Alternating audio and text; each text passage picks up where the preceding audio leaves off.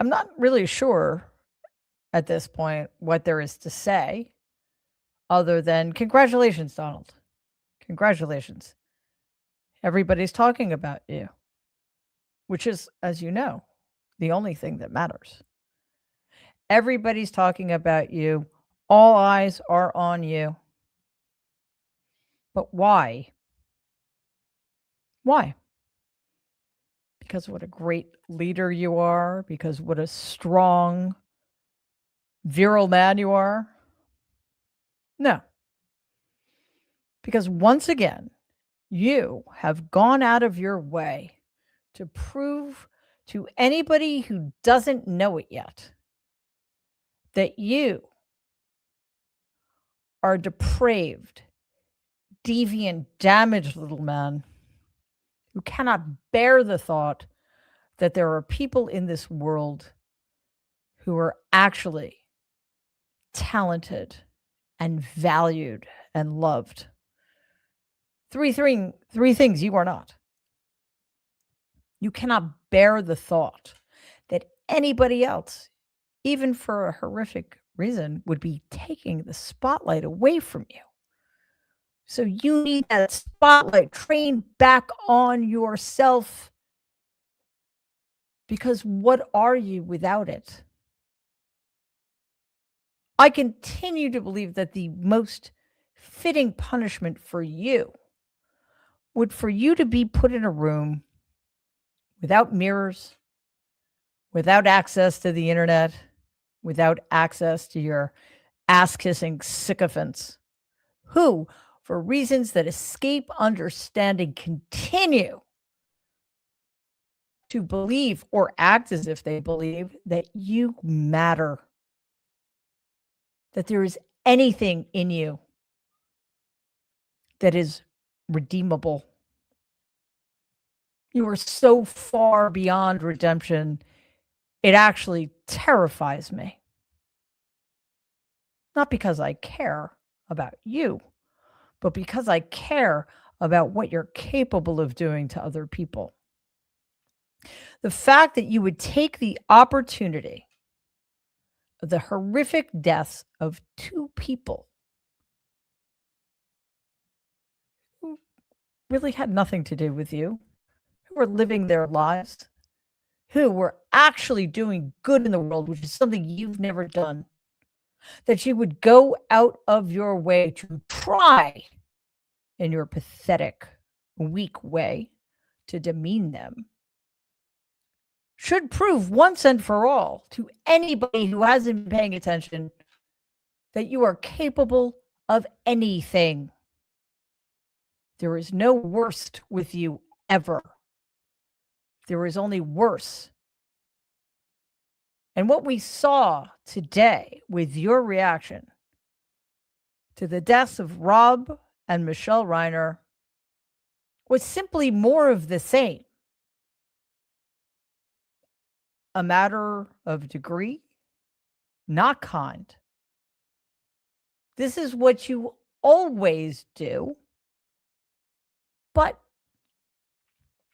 it seems worse because it's happening more frequently, and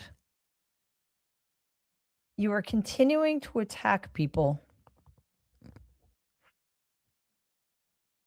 who are universally beloved, something you never have been and never will be. Now, why? Why?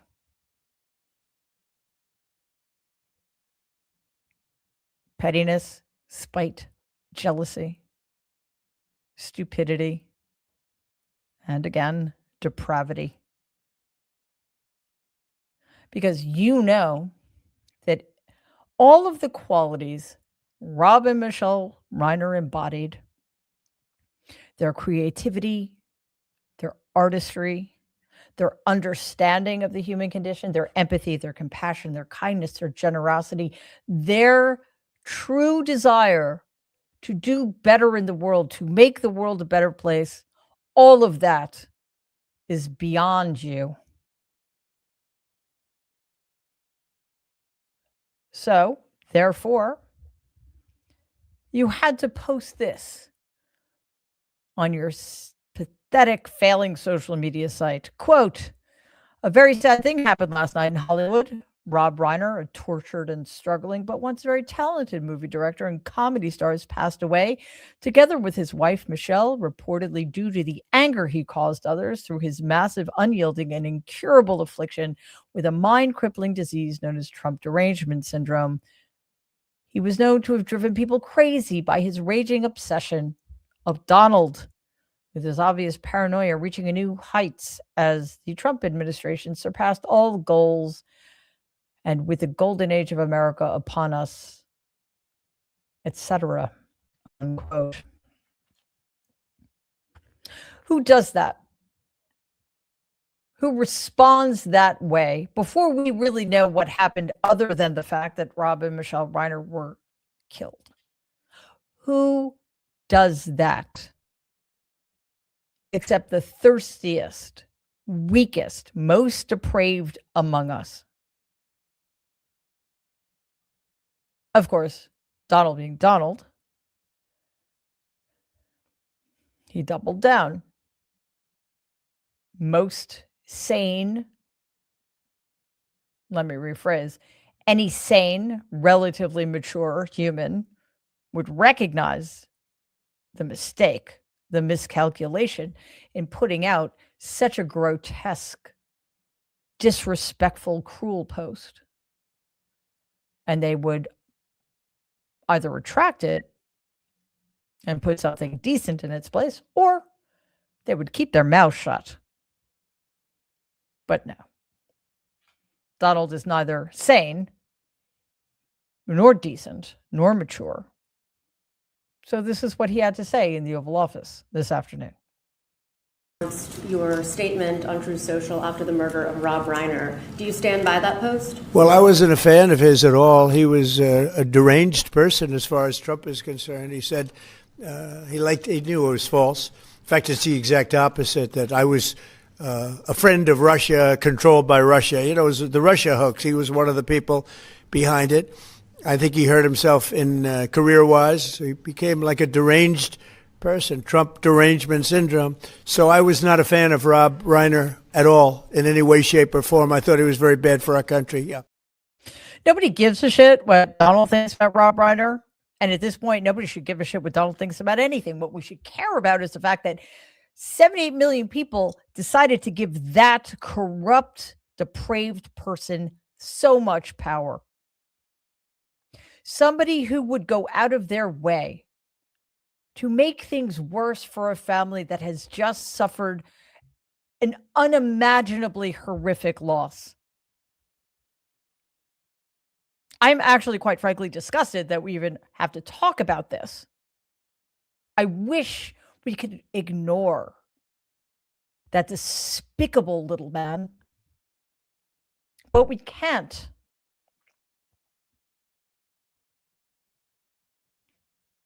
But what we should do also is focus our attention on the people who continue to allow this to happen.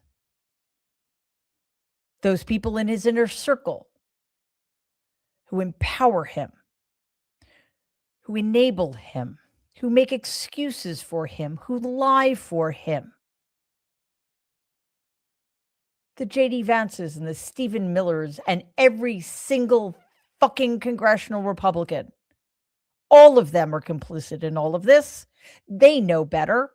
They don't care. Donald will never be held accountable. Let's hold them accountable. And then, of course, there are the people who continue to vote for this insanity.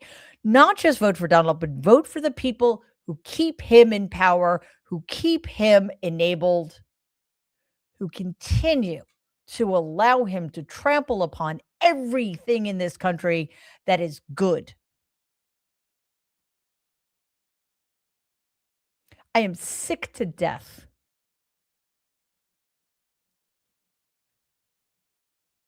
that there are so many people in this country for whom there seems to be no line.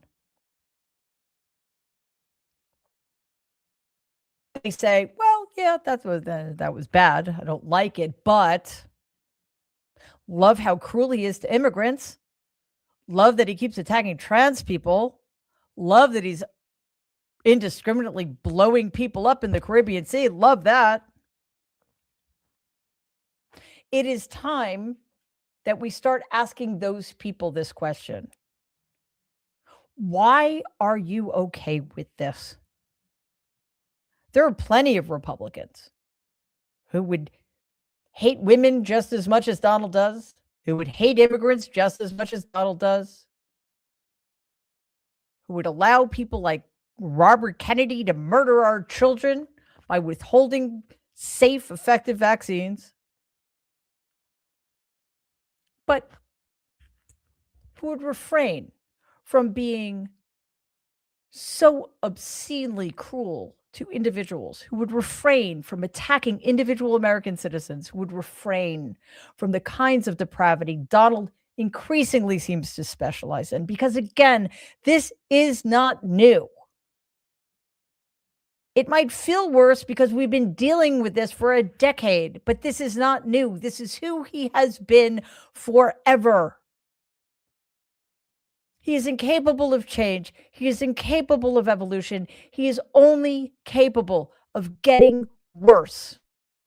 He is exactly nothing that Rob and Michelle Reiner were.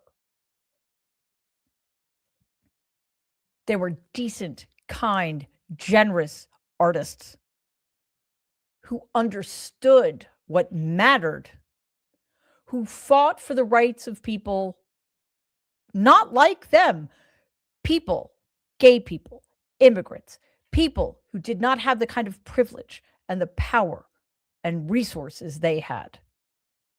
They were the best of this country. And I've had it. I've had it with those who continue to fight for those who want the worst for us. And the worst of us is represented constantly, incessantly, mind-numbingly by that grotesquerie who still sits in the Oval Office. Let's dive in.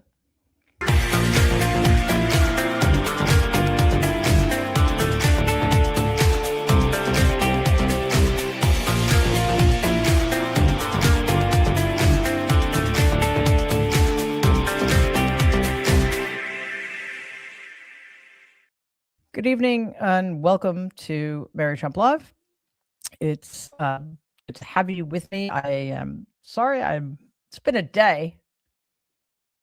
It's been a day. I did not know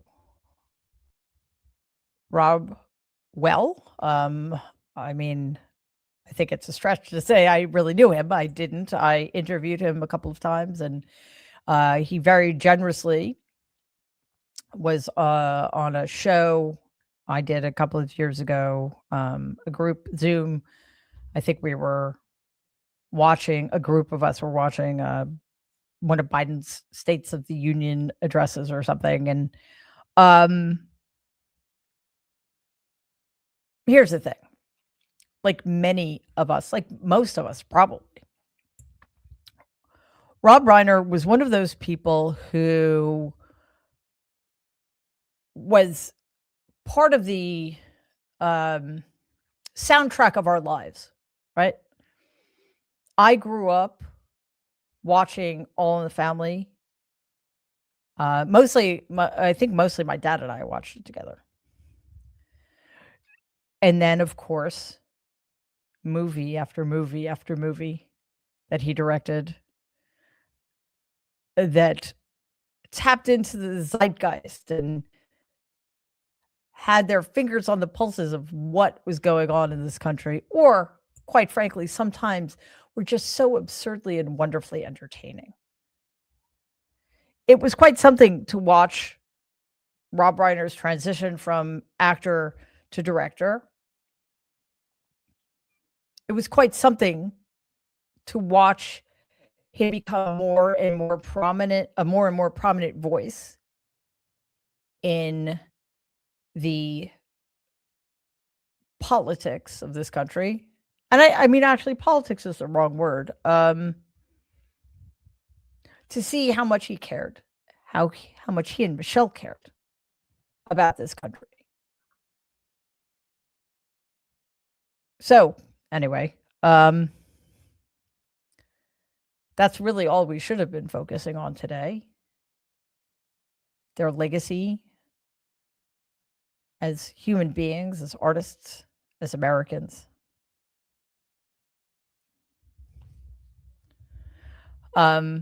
Anyway, I guess all I wanted to say, the only reason I mentioned the fact that and again, to say met him, that's not exactly accurate. It was on Zoom because it was during COVID.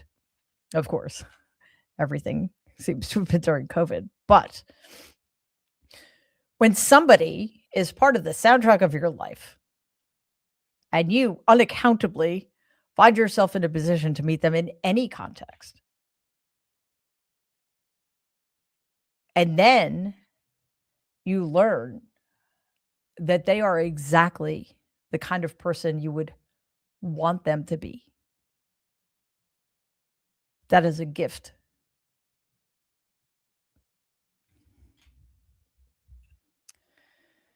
So, this news, of course, comes in the wake of 2 shootings. Yet another school shooting in America, this one at Brown University, Providence, Rhode Island. On Saturday, 2 students were gunned down in class at Brown. Here's a clip explaining what happened. Can you explain what went down? It's hard to really put to words. It all really happened so fast. I think the number one thing for me is just making sure everybody's okay and, the community is safe and everybody feels like there's some type of peace on campus. Yeah, understandable. Can you just describe what was happening in the classroom when the gunman came in? Yeah, we just finished up our last review session of the year. And then we ended a little bit late. It ended around like 4:03. And I was giving my closing remarks.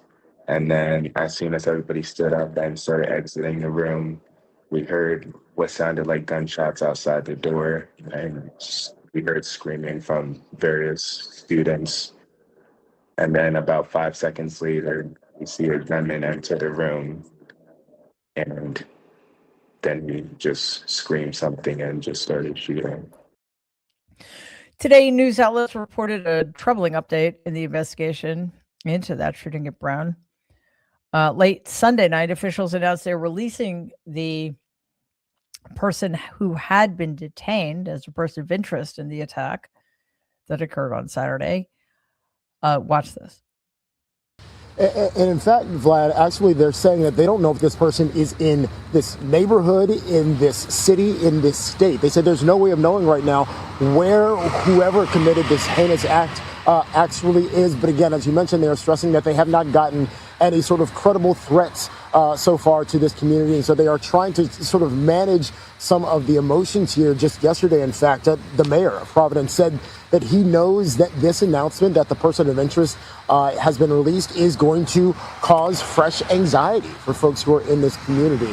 When it comes to trying to figure out exactly where whoever this person is, they say that they are continuing to ask for any tips, especially any pictures or video that there might be from around this area that anyone might have had, so that they can try and figure out who this person is and where they might be. Yeah, which, as you can imagine, is horrific for the families of the victims, the survivors, and other students at Brown. The administration of the university said in a statement late Sunday that police have advised there is no immediate threat or to the surrounding community. The investigation, of course, continues. So as of now, we know that 2 students are dead, 9 other people were injured, and the person responsible remains at large. And today in the Oval Office, Donald, who is devoid of empathy, and should keep his fucking mouth shut, quite frankly, said the following. Kash Patel told you why it's been so difficult for the FBI to identify who the shooter is? Well, it's always difficult. So far, we've done a very good job of doing it with Charlie, with, the various times this has happened. They've done it in pretty much record time. But you'd really have to ask the school a little bit more about that because, this was a school problem. They had their own guards, they had their own police, they had their own everything. But you'd have to ask that question really to the school, not to the FBI. We came in after the fact, and the FBI will do a good job, but they came in after the fact. This is what happens. What are you going to do? Nothing. This happens in America because of people like Donald Trump, because of the fascist Republican Party that values guns more than they value the lives of our children. That's why this happens. This has nothing to do with campus security or the administration at Brown University. How in the world do you defend a school or a community against anybody who has access to the kinds of weapons people have access to in this benighted country of ours that is incapable of solving a problem that has been solved by every other developed country on the planet? Of course, Donald is not going to take responsibility. He takes responsibility for nothing. It is never his fault, ever. Why? Because he's not a leader. And he doesn't care. He doesn't care. As long as he's getting rich, as long as he's never facing accountability, it doesn't matter to him. And the fact that there are still people out there who believe it does frightens me more than what he says.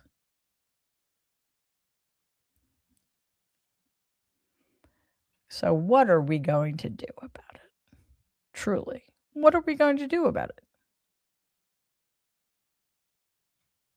3 more years of this?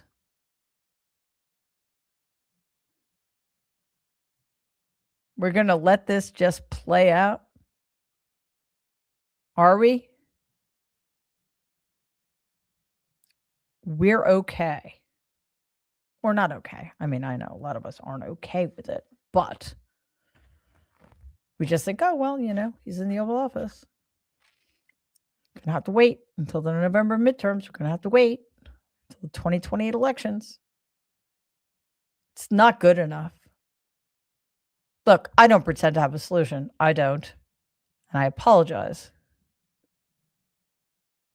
if it seems like I am suggesting that somebody else should come up with something, should come up with an idea I don't have.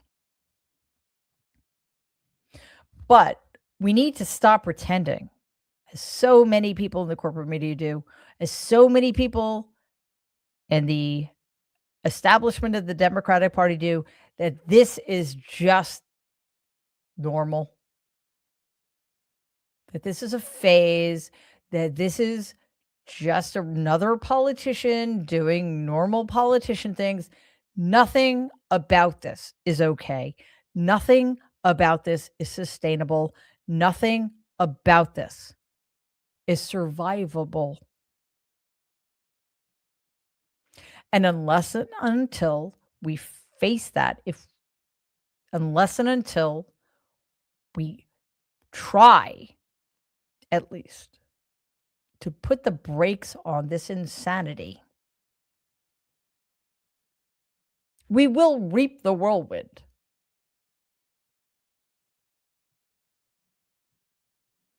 So it is up to us now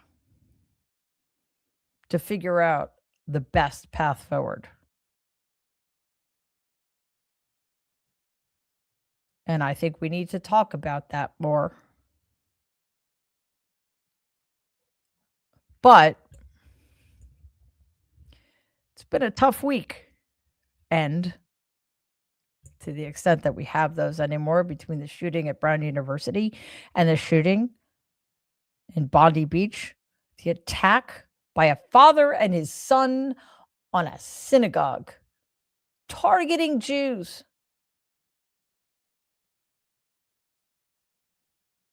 We have to grapple with what is going on in this world, much of it driven by what is going on in this country of ours. We have to take responsibility for this, because none of it's new. And it keeps continuing because we don't, when we have the opportunity to do something, we don't go far enough. Why? Why do we allow anti-Semitism to continue? Why do we allow attacks on the trans community? Why do we turn a blind eye when it comes to potentially innocent people being blown out of the water in the Caribbean Sea?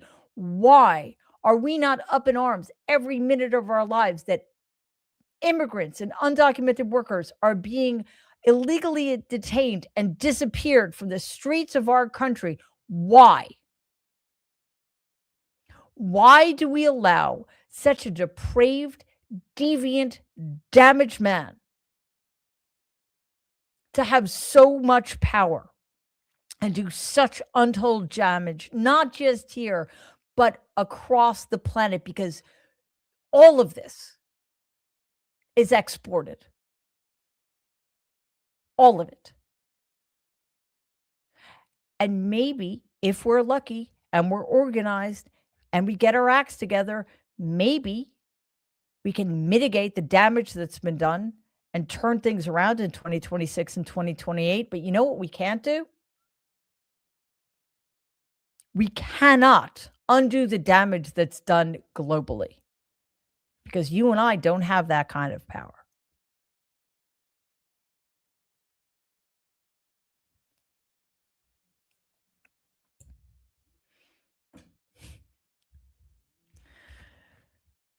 So yeah, it's been a day, it's been a weekend, it's been a week, it's been a decade. So I'm going to stop there tonight. Also, I have a thing I need to do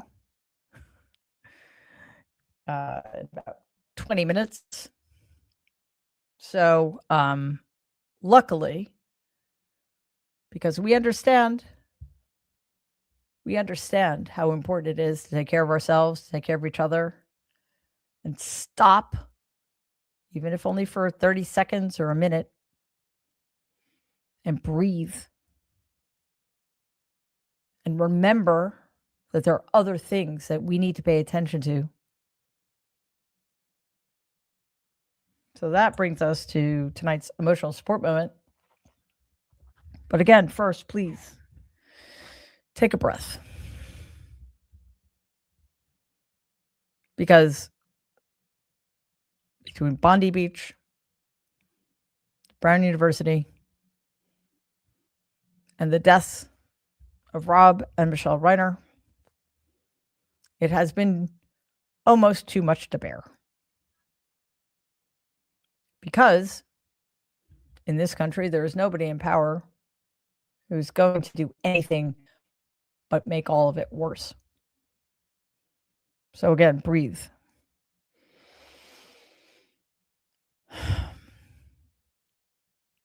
And now, let's watch this emotional support moment.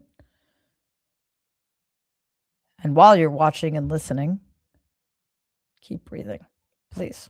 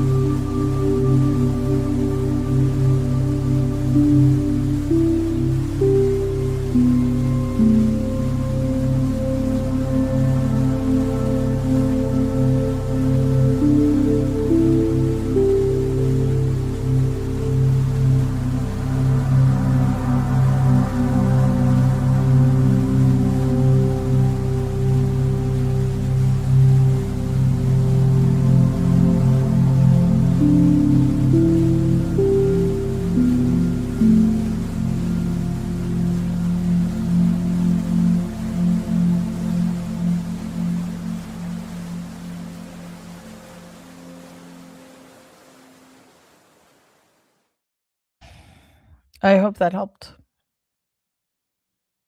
I wish we could have played it on a loop, quite frankly.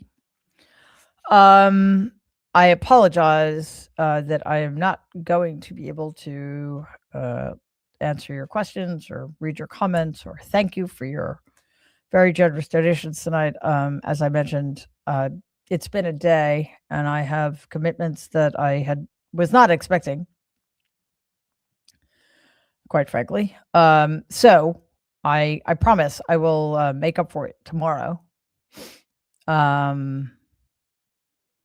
So if you wrote a comment tonight, please, if you would be so kind, repeat it tomorrow, and I will do my best to get to all of them. To everybody watching on YouTube, to everybody watching the live stream on Twitter, and our Substack, The Good in Us, to everybody listening to the podcast, thank you so very much. To our new members, everybody gifting memberships, our super stickers, everybody donating, we truly, truly appreciate you. To our excellent moderators for doing such great work, in return for nothing, quite frankly, except having a huge share in creating this amazing community. And of course, to my quite extraordinary team for helping days like today be at least bearable. All right. I will see you all tomorrow at 6 p.m. Eastern. In the meantime, everybody, please stay safe and be kind.